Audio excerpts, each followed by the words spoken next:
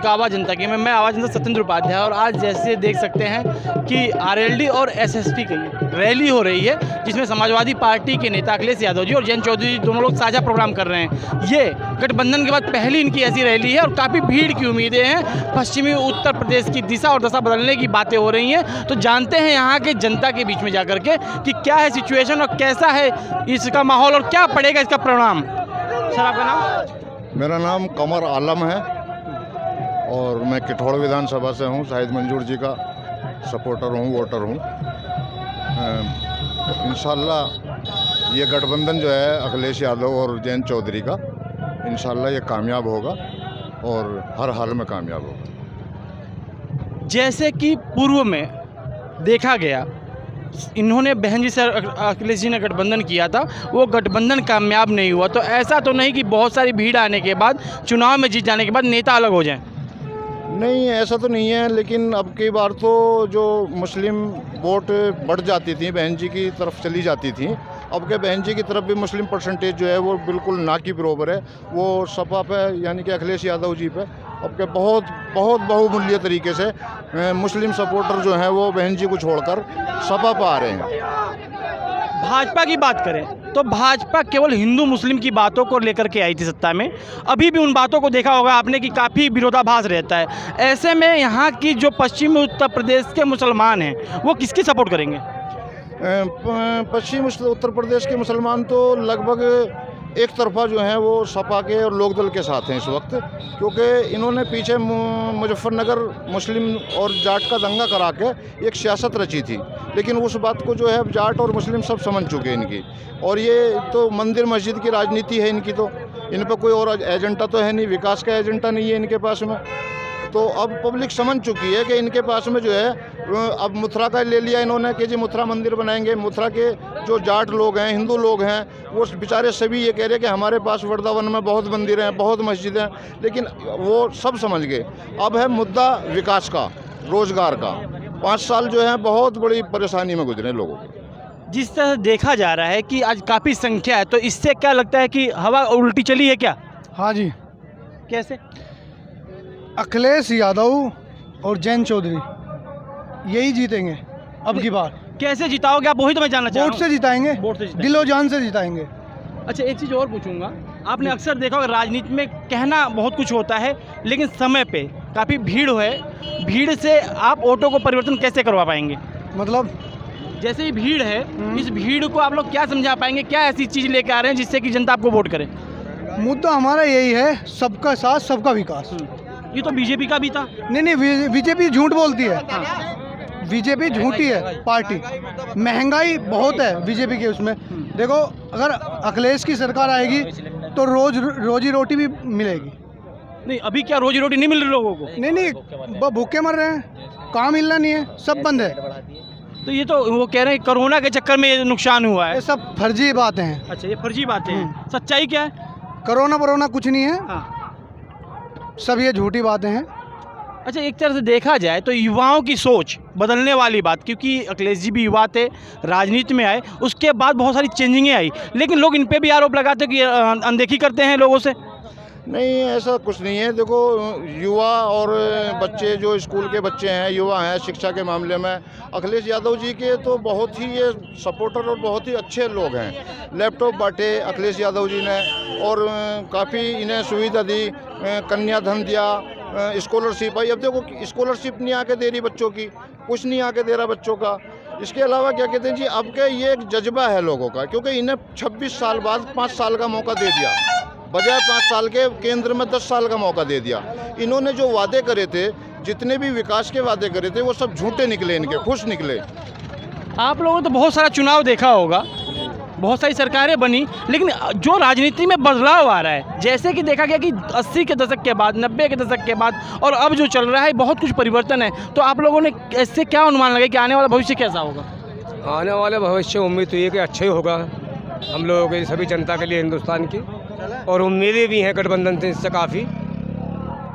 और उसी उम्मीद के सहारे लग रहे हैं। अब नेता लोग ये दोनों अपने मैनिफेस्टो पसंद क्या लाएंगे तो पता लग जाएगा पब्लिक को। नहीं, इन्होंने तो शुरू कर दिया है। नहीं, अभी बताना शुरू कर दिया। अभी मैनिफेस्टो अच्छा, मैनिफेस्टो तैयार नहीं अभी हुआ। मैनिफेस्टो तो अभी भी गुमराह कर रहे हैं क्या ये लोग? अभी गुमराह नहीं कर रहे। हाँ। मैनिफेस्टो तैयार होगा आपके सामने, सबके सामने आएगा। हाँ, वो तो खैर आ ही हाँ, जाएगा। वो आएगा अच्छा, आपके एक चीज़ सामने। बताइए, मेन मुद्दा क्या होगा चुनाव में? मैन मुद्दा जनता का, नेताओं की बात नहीं। नेता तो भाषण देंगे।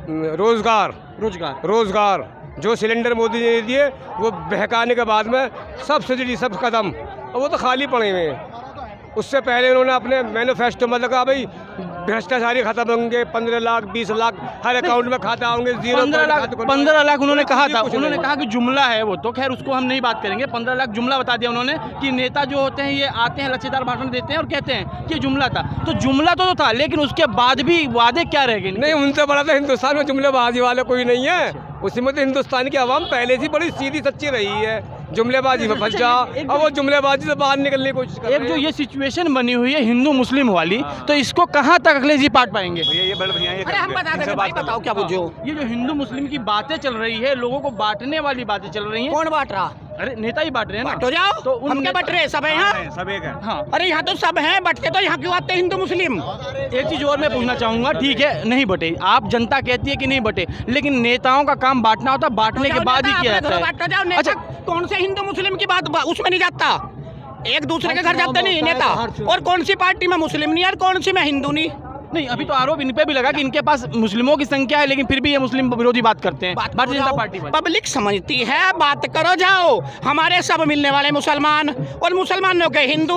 जब एक दुकान हो ना, वो एक आदमी को कहीं पूरे भारत में वो दुकान बता दो, मैं मुसलमान को नहीं दूं, मैं हिंदू को नहीं दी, ऐसे कोई ऐसी। अच्छा, ये राम मंदिर का बड़ा मुद्दा है जो कि बीजेपी ने काफी अपने मैनिफेस्टो में रखा, काफी हाईलाइट कर रही है। तो ये कि राम मंदिर के बनने से क्या हिंदुओं का बेनिफिट हुआ? हिंदुओं का तो वो तो तुम्हें भी पता हुआ नहीं हुआ। नहीं, हम वो तो आपको भी, आप जनता मेरी सुनो, ये जिन्ना वाला मुद्दा उठाता है, उठाओ जाओ। जिन्ना को कहे, जिन्ना का उठा दिया, उठाओ जाओ। जिन्ना को कौन नहीं जानता भाई, लोगों का बुजुर्ग था, अपने बुजुर्ग को सब जाना है, उसके भी बच्चे होंगे, पोते पड़ोते उसके भी होंगे। राम मंदिर मुद्दा था, अड़जा हुआ था, सुलझा दिया, ये जाने इनका काम। हम तो अपने घर में मंदिर बना रखा, राम मंदिर अपने घर में बना रखा। तो मतलब कहने का मतलब आपका है कि अयोध्या में ना मंदिर बन के घरों में मंदिर बनना चाहिए? नहीं, घरों में मंदिर तो सबके हैं। अरे बनाओ जाओ, सरकार का काम था वो बनाने का, वो सरकार ने बना दिया, हमने तो अपने घरों में बना रखे। किसान बिल वापिस हुआ है, उस पर क्या सोच रखते हैं आप लोग? बिल्कुल उस पर सोच के रखते हैं, जो गलत करा वो वापस ले लिया। भाई आप मेरे चाटा मार जाओ, कल को माफी मांग लो, तो वो गलत करा आपने माफी मांग ली। भाई चाटा लगाया, माफी मांग ली, तो इससे ज्यादा क्या हो? अच्छा, किसानों की कैसी स्थिति देखते हैं पश्चिमी उत्तर प्रदेश में? किसान तो रियल बता रहा हूँ आपको, आत्माएं बहुत दुखी है, बहुत दुखी है। और आपको बताऊं ना, ये सरकार बना लो, सरकार बनाने के बाद में आपको बताऊं ना, किसान सबसे ज्यादा परेशान हो गए सरकार में। हरकत बता रहा आपको, इतना दुख का कारण है, मेरी तो आत्मा दुख रही भाई। छोटे हम किसान हैं, हमारी पर्ची आने को तैयार नहीं है, और हमारे, आपको रियल बता रहा हूँ, मैं आप जैसों से मिलना चाह रहा था कि कोई आवाज़ थोड़ी सी हो सके यहीं दाब दो, आप भी ना पूछाओ। रियल बात यह है कि गेहूँ बुएगा नहीं अब के, आपको रियल बता रहा हूँ, क्योंकि पर्ची सब लखनऊ से कर दिया, लखनऊ वाला अपने तरीके से दबा रहा। मेरी एक पर्ची आई, हमारे सबको पता, आपको पता होगा कि गन्ना कट के गेहूँ बुतते हैं, और जिस आदमी के 3 बीघे खेत है, और उसकी एक पर्ची आई, एक पर्ची का मतलब 7-8 बुग्गी और गंडे खड़े, और गंडे सीजन गेहूँ का चल रहा है, नहीं पू पाओगे, बहुत परेशान है। और सही बता रहा, अगर ये योगी आ गया, देखो आप सब खड़े हुए, बुरा भी लगेगा कुछ, हम योगी को इतना बुरा नहीं मानते हम, और पार्टी को भी मानते हैं हम। तो आपको बताऊं, हमें दुख है, अगर यो आ गया तो किसानों की माँ चौथ देगा। गाली गलौज नहीं, गाली गलौज नहीं, गाली गलौज नहीं, गाली गलौज नहीं। देखिए होता क्या है, होता क्या है, ठीक है, अपनी सभ्यता होती है। अब देश के नेता, देश का भविष्य गाली से नहीं होता। भूखे मरने जा रहे, सभ्यता क्या करेगी? कपड़े भी फाड़े, छीनने भी कह सकते हो, कहने का तरीका अलग होना चाहिए। कपड़े भी फाड़े, क्या करें? नहीं, किसान की यो हालत कर देगा। यहाँ सब किसान है, यहाँ उद्योगपति एक आधा होगा, वे भी ऊपर बैठे होंगे, जो ये घूम रहे हैं ना सब। अच्छा, ये चीज बताइए, ये देश का भविष्य खराब नहीं होता है? उद्योगपति ऊपर होता है, किसान जो पैदा करता है वो नीचे होता है, आखिर कैसे चलेगा? हम ही तो मान रहे ना, तुम मान रहे, जो तुम्हें ज्यादा पैसे देगा तुम भी उसी की रिपोर्ट भेजोगे वहाँ। अरे कौन मान रहा? मान तो कोई भी नहीं रहा। हम तो पिछले को पैदा हुए हम लोग। हम ये सोच रहे थे जब हम छोटे छोटे थे, भाई हम बड़े होंगे, जो हमारे बाप ने नहीं दिया अपने बालकों को वो हम दे देंगे। लेकिन हालत, हमें तो लग तो 20 साल हो गए इसकी बहन को मारो, हम तो देख रही जाई नहीं बनी। हमने उसके टाइम पे फीस नहीं गई, अभी कहता 3000 फीस के रह रहे मगर लाला पर्ची भुनी एक तू भी ले जाइए और खर्चा बाद में एक देखेंगे। चीज़ और जानना चाहूँगा, बड़ी आपके अंदर भावुकता है, आपने दर्द बयां किया अपना। एक चीज़ बताइए, कमियां रह कहाँ जाती हैं? यही जनता बनाती सही है। कमी तो हम लोगों में ही रहे, सही कमी हम लोगों में रहती है। चुनाव का आने का पतनाड़ा वहीं गिरे, आने का पतनाड़ा योगी पे ही गिरे। मैं मान रहा हूँ, हम क्या कहें घर बैठ के, आपको बता रहा हूँ, हम भी हिंदू हैं, गुज्जर हैं हम क्या करते हैं यार, मुसलमानों का दावा तो इसने दाब रखा, इसने दाब रखा, पर बहन चोद का आ गया तो अब क्या बिजली के रेट भी कहीं पहुँचा देगा, वो भी कर देगा, वो भी कर देगा। अबे यार, अबे हमें मुसलमानों से दुख क्या है, हमें समझ में नहीं आज तक, हमें मुसलमानों से दिक्कत क्या हुई, हमें तो कुछ हुई नहीं, लेकिन उन लोगों ने दिमाग में बांट रखी पब्लिक के। अच्छा एक ही बताइए, मुसलमान भी तो हिंदुस्तान का ही एक अंग है, जब उसे हटा भी नहीं सकते, संविधान में ऐसे कोई प्रावधान नहीं है। ऐसा हुआ जब योगी बना, बहुत लोगों ने कहा योग मोदी आ गया, मोदी आ गया। अरे मैंने की बहनचोद को, एक मुसलमान को क्या किसी को भी क्षेत्र से बाहर कर दे तो मैं नाक कटवा लूं। लोग सिर पे पूछ रहे फिर, अभी ये भारत है, इसका कानून ऐसा है, प्रधानमंत्री बाहर हो जाएगा लेकिन मुसलमान बाहर नहीं होगा। चलिए एक बात बताइए जी, हम लोग 20% है। मैं मुसलमान हूँ, मेरा नाम कमर आलम है, किठौड़ विधानसभा से हूँ मैं। शाहिद मंजूर हमारे सेकुलर लीडर हैं। एक बात बताइए आप, हम लोग जो हैं पूरे हिंदुस्तान में 20% हैं और ये लोग जो हैं हिंदू भाई जो हैं ये 80% हैं।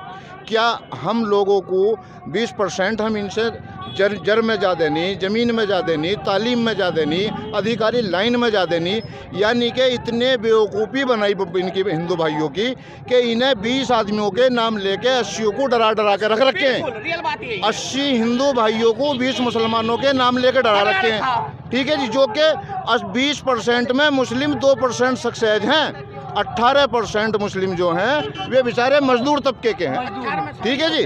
लेकिन उन 20% के नाम लेके इन्हें 80% को डरा दिए।